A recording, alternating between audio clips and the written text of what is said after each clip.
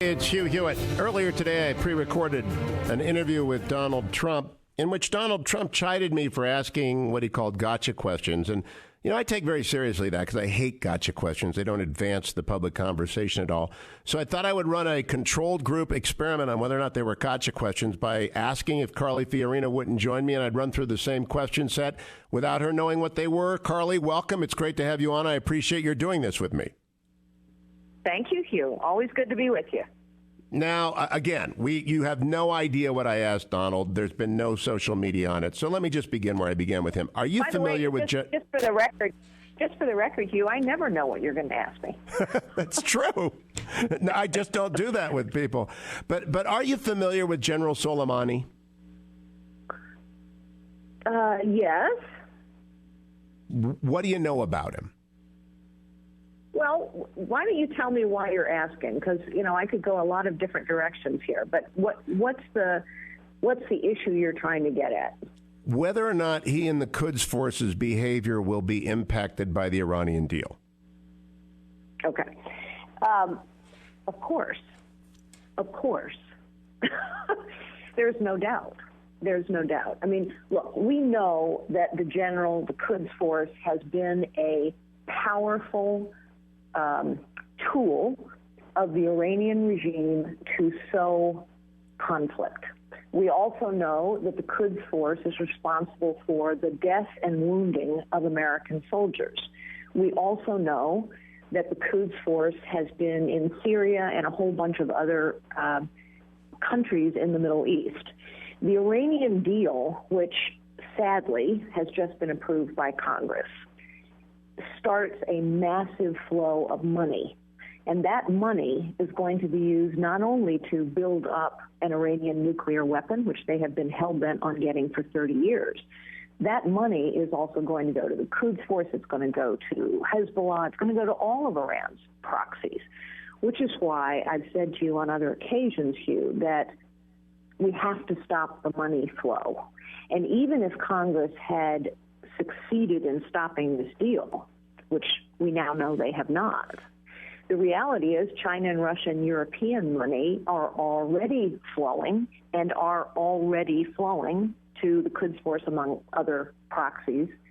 And so that's why I've said I would cut off the money flow by letting the supreme leader know that, hey, there's a new deal, and we're going to make it as hard as possible for you to move money around the global financial system so that we cut off the money flow from the Iranian regime to whomever, including the Quds force. Now, there are a lot of dangerous terrorist leaders in the world. There's Hassan Nasrallah, there's Zawahiri, there's al-Julani, there's Abu Bakr al-Baghdadi, there's al-Asiri, there's al-Masri. Do you know most of these without a scorecard, Carly Fiorina?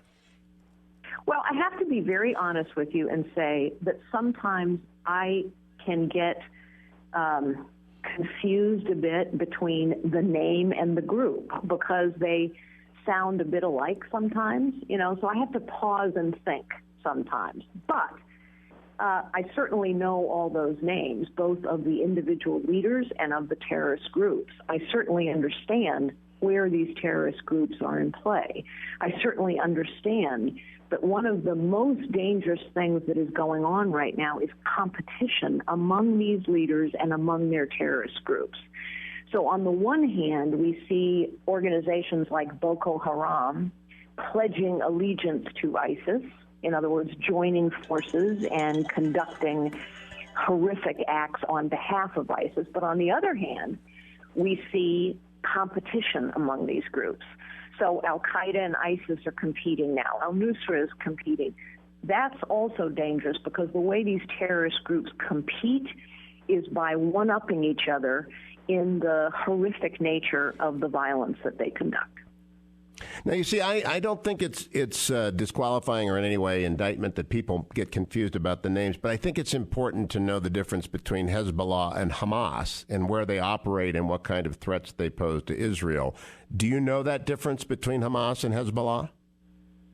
Yes, I do. And, of course, Hamas is focused in, I would say, Palestinian territories. Hezbollah focus more in Beirut and other places. But the truth is, both of them are proxies of Iran. Both of them threaten Israel. Both of them are going to be, benefiting from the agreement which Obama and Kerry have struck with Iran.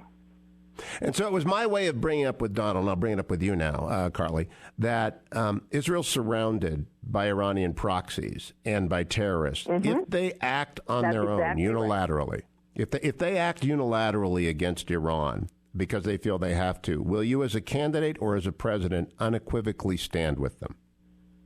Absolutely. And it is why I've also said to you, Hugh, that on day one in the Oval Office, I will make 2 phone calls. The first will be to Bibi Netanyahu, a man I've known for a long time, to reassure him that we will stand with the state of Israel. The second will be to the supreme leader of Iran to tell him, new deal, new deal. We will make it as hard as possible for you to move money.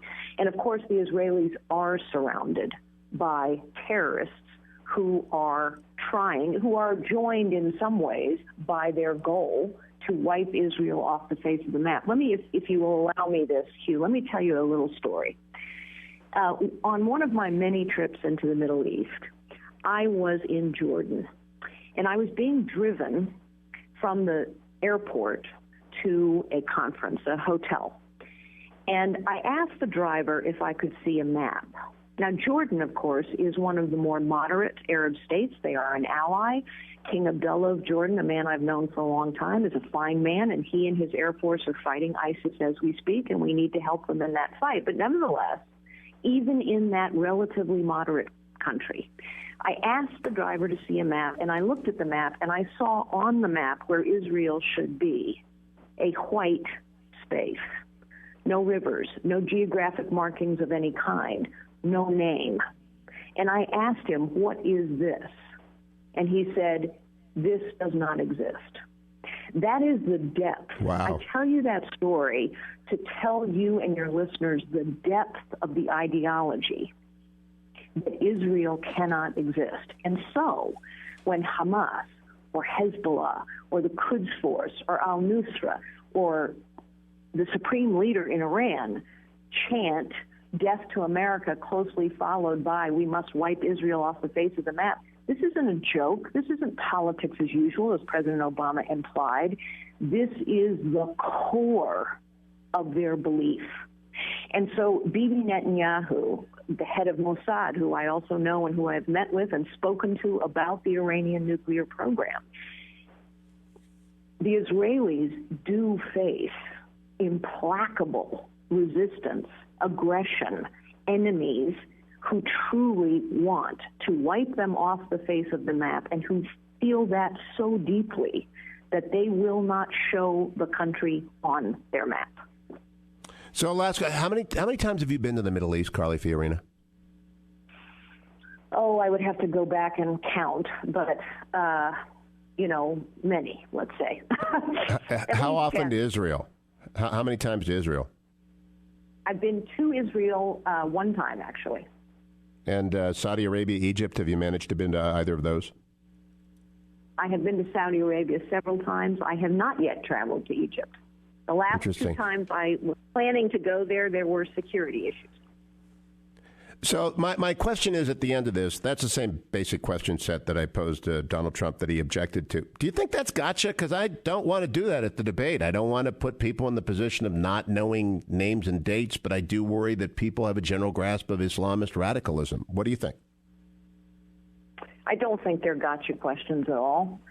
I think that this is at the heart. The questions you're asking are at the heart of the threat that we face, that our ally Israel faces, that the world faces. It is critically important that America lead again in the world. It is critically important that we have a leader in the White House who understands the world and who's in it and how it works, who has been to these places, who has met these leaders. Some of this you can read about in a briefing book, but, there's one level of understanding that you get when you read something. There's another level of understanding you get when you're sitting in the back of a car and a driver gives you a map and Israel literally is wiped off the face of the map. That's a whole different level of understanding. And I think that's the kind of leadership we need in the White House, honestly. Carly Fiorina, thanks for joining me on short notice and pre-taping this before any of the questions that got out there and agreeing to do so. I appreciate your short availability and come back soon before the Simi Valley debate.